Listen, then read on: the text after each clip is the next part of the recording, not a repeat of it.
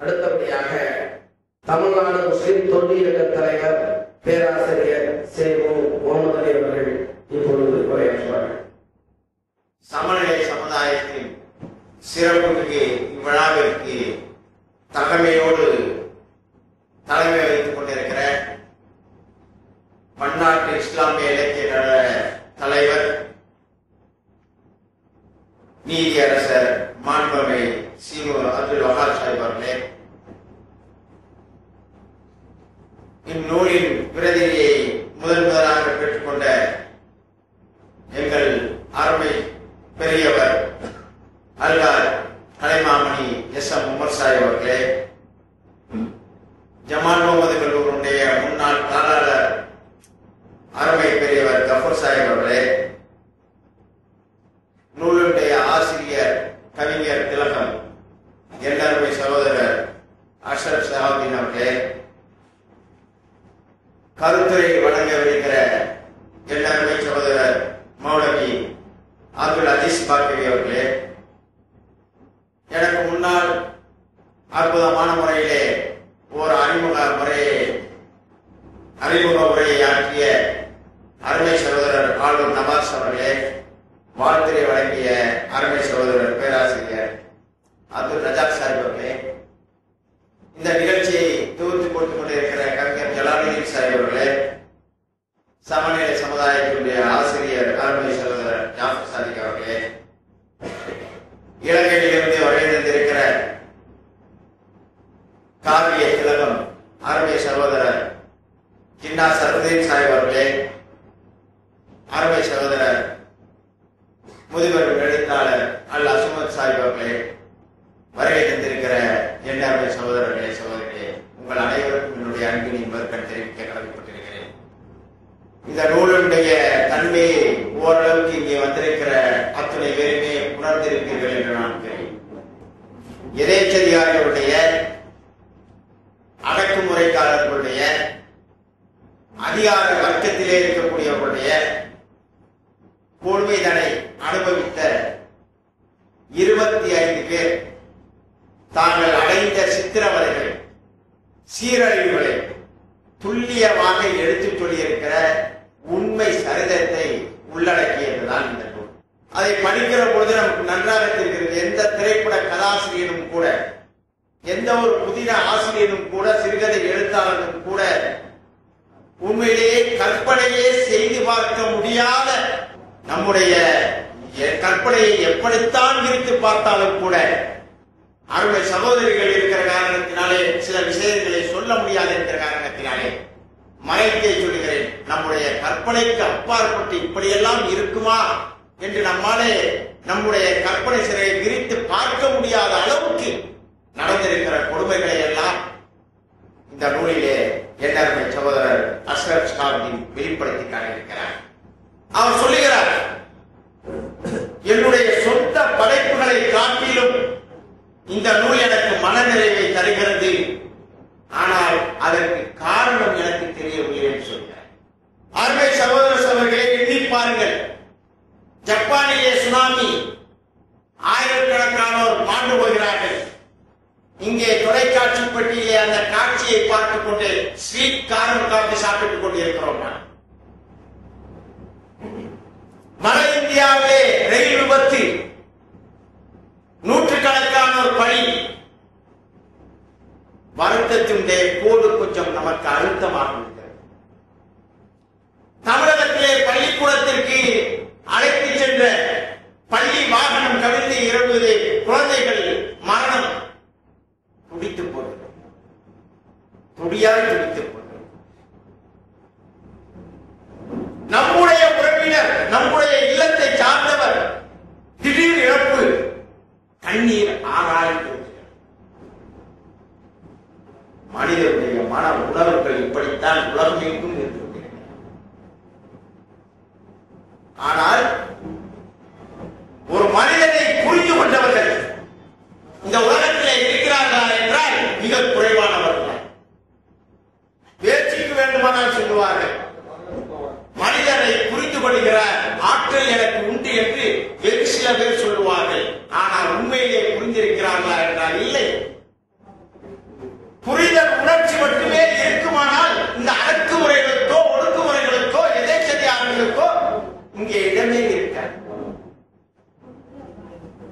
உன்னை நான் புரிந்து கொள்வேன் என்று வார்த்தைக்கு சொல்கிறோமே தவிர உண்மையிலேயே புரிந்து கொண்டேன் இல்லை. எப்பொழுது புரிந்து கொண்டல் நடக்கும்?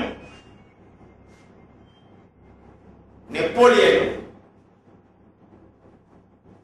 கடைசியாக ரஷ்யாவின் மீது படையெடுத்தான். அங்கே இருக்கிற குளிரை தன்னுடைய திட்டத்தை நினைத்து பார்க்காமல் மாவீரன் நெப்போலியன் ரஷ்யாவுடைய குளிரை பொருட்படுத்தாமல் படையெடுத்த போது அந்த குளிருக்கு பழக்கப்பட்டு போன அந்த ரஷ்ய வீரர்களினாலே துரத்தப்பட்ட நெப்போலியனுடைய வீரர்கள் துரத்தப்பட்டு ஓடிக்கொண்டிருக்கிறார்கள். அந்த நிலையிலே நெப்போலியன் தனிமைப்படுத்தப்பட்டார். தனியாக ஓடிக்கொண்டிருக்கிறார் நெப்போலியன். துரத்துகிறார்கள் வீரர்கள். கடை வீதி வழியாக ஓடுகிறார் நெப்போலியன். கடைசியாக ஒரு தையல் கடையிலே போய் நுழைந்தார். தையல் கடையிலே நுழைந்து அங்கே இருந்த மிகப்பெரிய கடை விரிப்பை தன் மீது சுற்றிக் கொண்டு ஒரு ஓரத்திலே கடை அந்த துணி விரிப்பை எடுத்து வைத்திருப்பதை போல நின்று கொள்கிறார். தேடி வருகிறார்கள் எதிரிகள். தையல் கடைக்காரரிடம் கேட்கிறார்கள், நெப்போலியன் இங்கே வந்தார்? வரவில்லை, நான் பார்க்கவில்லை என்று தையல் கடைக்காரர். வந்தவர்கள் அவருடைய துப்பாக்கி முனையிலே இருக்கிற கத்தியாலே இந்த விரிப்பை குத்தி குத்தி பார்க்கிறார்கள். நல்ல வேளையாக நெப்போலியனுடைய உடம்பிலே அதை தைக்கவில்லை. வந்தவர்கள் போன பிறகு தையல் கடைக்காரர்களுக்கு நன்றி சொல்லிவிட்டு நெப்போலியன் வேறொரு வழியாக தன்னுடைய படை முகாமுக்கு திரும்பி விட்டார். கொஞ்ச நாட்கள் சென்றன.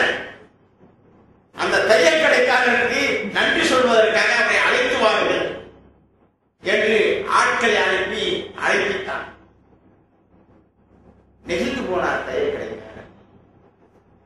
நெகிழ்ந்து போன தையல் கடைக்காரர் இவரிடத்திலே கேட்டார் நெப்போலியனிடத்திலே, அந்த துணி விரிப்பில நீங்கள் உங்களை சுற்றி கொண்டு ஏதோ துணி நிற்பதை போல அடுக்கி வைத்திருப்பதை போல நின்றீர்களே, அப்போது இந்த கத்தியால் குத்தி குத்தி பார்த்தார்களே, அப்போது உங்களுடைய மனநிலை எப்படி இருந்தது என்று தையல் கடைக்காரர் கேட்டார். நெப்போலியன் உடனே சொன்னார், என்னுடைய மனநிலையை தெரிய வேண்டுமா என்று ஒரு மைதானத்திலே போய் தையல் கடைக்காரரை நிறுத்தி தன்னுடைய படை வீரர்களை ஒரு 10 பேரை அவரை சுற்றி நிற்க வைத்து, நான் 1, 2, 3 சொல்வேன். நான் 3 சொல்கிற பொழுது நீங்கள் இவரை சுட்டுவிட வேண்டும். 3 என்று சொல்கிற போது இவரை சுட்டு விடுங்கள் என்று சொல்லி இவர் தூரம் வந்து நின்று கொண்டு நெப்போலியன் 1 கொஞ்சம் இடைவெளி விட்டு 2 ஆனால் 3 அவர் சொல்லவே இல்லை. வந்து இப்பொழுது அழுத்த அவரை கூப்பிட்டு, அந்த 1, 2 என்று சொன்னேன் அவரை நிறுத்தி 10 போர் வீரர்களை சுட்டு கொண்டு தயாராக இருந்தார்களே அவரை கொல்ல, இப்போது என்ன மனநிலை உனக்கு ஏற்பட்டதோ அந்த மனநிலையில் தான் அன்றைக்கு நான் இருந்தேன் என்று சொன்னார். அதாவது நீங்கள் அடுத்தவர்களை புரிந்து கொள்ள வேண்டும் என்று சொன்னால் பிறர் நிலையை தன்னிலையாக ஏற்றியவன் பார்க்கிறானோ அவனால் மட்டும்தான் மனித உணர்வுகளை புரிந்து கொள்ள முடியும். அசரசியாவினால் செய்திருக்கிறார் இந்த மொழி. அதான் வெற்றி. பிறர் நிலையில தன்னுடைய நிலையை தன்னுடைய நிலையாக்கி இந்த உலகத்திலே நடந்த பல நாடுகளிலும் நடந்த அடக்குமுறைகளை அப்படியே அனுபவித்து அவனால் எழுதுகிற போது இந்த ஒரு குடம் கண்ணீரை எழுதி நம்மை கண்ணீர் கடலிலே தவிக்க வைத்திருக்கிறார். இன்னும் சொல்ல போனால் அவர் அந்த அளவுக்கு வருத்தப்பட்டார் என்று சொன்னால் காரணம் இருக்கிறது. ஒன்று, அஸ்ரப் ஷிராஜி இலக்கிய வியாபாரி இல்லை. இலக்கிய வியாபாரி இல்லை, உண்மையான இலக்கியவாதி, இலக்கியம் ஆனவர். இன்னொரு காரணம், இது எழுதப்பட்டது ஏன் இந்த அளவுக்கு உணர்ச்சியை கொட்டி பார்க்கிறவர்களுடைய கண்களில் எல்லாம் வழிகிற நீரை கட்டுப்படுத்த முடியாத ஒரு சூழலை உருவாக்கி இருக்க முடிகிறது என்று சொன்னால், தன்னுடைய தாய்மான் சையது சர்ஃபுதீனை காக்க வைத்து தீவிரவாதிகள் குண்டுகளால் துளைத்தார்களே, அந்த காட்சியை மனதிலே வைத்து பார்த்தார். தன்னுடைய தாய்மாமனுடைய பிஞ்சிலம் குழந்தை பாலகன் அஜ்மல் சரஃபுதீன் அந்த துண்டுகளால் அந்த பள்ளிவாசலுக்குள்ளே தாக்கப்பட்டு இறந்த காட்சியை மனதிலே வைத்து பார்த்திருக்கிறார். அதுதான் இந்த புத்தகத்தின் வெற்றி. அதுதான் இந்த புத்தகத்தின் வெற்றி. காரணம் தெரியவில்லை என்று புலம்புகிறான் என்று சொன்னால் உணர்ச்சியுடைய எல்லையிலே அவன் இருக்கிறான். அடக்குமுறைக்கும் ஒடுக்குமுறைக்கும் இடைச்செறியாரத்திற்கும் இறந்து போன கோடானு கோடி அந்த குற்றமற்ற அந்த உயிர்களுக்காக இரங்கல் தெரிவிக்கத்தான் நான் இன்னும் சொல்ல